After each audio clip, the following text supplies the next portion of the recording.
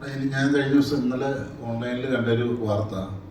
കഴിഞ്ഞ 2-3 ദിവസത്തെ പോലീസിന്റെ ലഹരി വേട്ടക്കിടയിൽ 4000-ലധികം പേരെ അറസ്റ്റ് ചെയ്തെന്നാണ് പറഞ്ഞത്. കേരളത്തിൽ എത്ര സിനിമാക്കാരെ അറസ്റ്റ് ചെയ്ത് എണ്ണം പറ. അതിൽ ഡോക്ടേഴ്സുണ്ട്, ബിസിനസ്സുകാരുണ്ട്, പല പ്രൊഫഷനുള്ളവരുണ്ട്. മീഡിയ അറ്റൻഷൻ എന്ന് എനിക്ക് ഇതിനകത്ത് തോന്നുന്നുള്ളൂ. അല്ല, ഒരാളാണെങ്കിൽ തെറ്റല്ലേ? അതെ, ഉറപ്പായിട്ടും. അല്ല, അതിനകത്ത് അങ്ങനെ ന്യായീകരണമൊന്നുമില്ല. അതിപ്പോ ആരായാലും തെറ്റല്ലേ, ഉറപ്പായിട്ടും. അല്ല, ഞാൻ പറയുന്നത് 4000-ലധികം പേര് എങ്ങനെയല്ലേ, എങ്ങനെയാണ് ഞാൻ വാർത്തകളല്ലേ, 4000-ലധികം പേരെ അറസ്റ്റ് ചെയ്തു എന്നാണ് പറഞ്ഞത്. എറണാകുളത്തോ എന്തോ ബോംബ് ചെയ്തിട്ട്. അല്ലല്ല, 4000-ലധികം പേരെ കഴിഞ്ഞ ഈ ദിവസങ്ങളിലെ മൊത്തം അറസ്റ്റ് രേഖപ്പെടുത്തിയ കേസുകളുണ്ടെന്നാണ് പറഞ്ഞത്. 4000-ലധികം. 400 പേരെ അറസ്റ്റ് ചെയ്യുന്ന പറയുന്നത് ഒരു രാത്രിയിലത്തെ കേസാണ്. കൊച്ചിയിൽ ഒരു നൈറ്റ് നടന്ന റെയ്ഡിന്റെ കേസാണ്. അപ്പം ഒരാള് കുറവാന്നല്ല ഞാൻ പറയുന്നത്. അപ്പൊ അതൊരു നിനക്കെന്താണ് തോന്നുന്നത് അതിനെ കുറിച്ച്? 4800 പേര് മൊത്തം കേസുകൾ അറസ്റ്റ് ചെയ്തു. അപ്പൊ ഞാൻ പറയുന്നത് സിനിമയില് ലഹരി ഉപയോഗിക്കുന്നവരുണ്ടാവും. കാരണം സിനിമ ഈ സൊസൈറ്റിയിലുള്ള സാധനം തന്നെയാണ്. അത് വേറെ പ്രത്യേകിച്ചൊരു സ്ഥലത്തുള്ളതൊന്നുമല്ല. തീർച്ചയായിട്ടും ഈ സമൂഹത്തിൽ ലഹരി ഉപയോഗിക്കുന്നവരുണ്ടെങ്കിൽ സിനിമയിൽ ഉപയോഗിക്കുന്നവരുണ്ടാവും. പക്ഷെ അതിൽ ക്രമാതീതമായിട്ടുള്ള ഒരളവുണ്ടെന്ന് എനിക്ക് തോന്നിയിട്ടില്ല ഇന്നുവരെ. അതാണ് എന്റെ അഭിപ്രായം.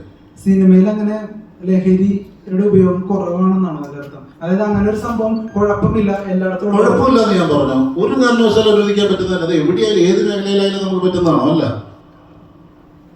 അനുവദനീയമല്ലാത്ത ഒരു സാധനം നമുക്കിവിടെ പറ്റില്ല. നമ്മൾ തന്നെയാണല്ലോ. ഒരു കാരണവശാലും അത് പറ്റില്ല.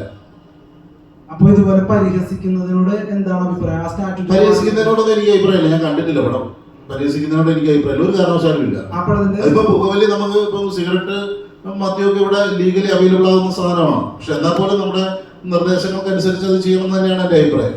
കാരണം അത് അങ്ങനെ ഒരാൾ പിടിക്കപ്പെടുമ്പോ ബാക്കിയുള്ളവരും കൂടിയാണ് ആ സംശയ ദൃഷ്ടിയിലേക്ക് വരുന്നത്. അതുകൊണ്ട് അത് ക്ലിയർ ചെയ്യാൻ വേണ്ടി ചോദിച്ചത്. അല്ല, ഞാൻ പറഞ്ഞു, ഞാൻ ക്ലിയർ ചെയ്യാൻ വേണ്ടി പറഞ്ഞതാണ്. ഇപ്പൊ ഞാൻ പറയുന്നത് നീ കണക്കൊന്ന് ആലോചിച്ച് നോക്ക്.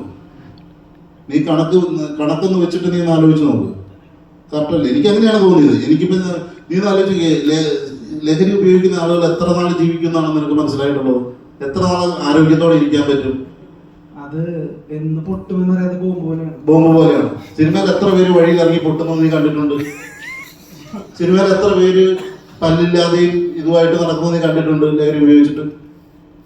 അപ്പൊ ഞാൻ പറയുന്നത് ഉപയോഗിക്കുന്നവരില്ല എന്നല്ല ഞാൻ ഈ പറഞ്ഞതിന്റെ അർത്ഥം. ഉണ്ടാവാം, ഉണ്ട്. പക്ഷെ അത് അത്ര വലിയൊരു അളവാണെന്ന് എനിക്ക് തോന്നിയിട്ടില്ല. വലിയ ഒരു ഭൂരിഭാഗം ആൾക്കാരും ലഹരി ഉപയോഗിക്കുന്നവരാണെന്ന് എനിക്ക് തോന്നിയിട്ടില്ല.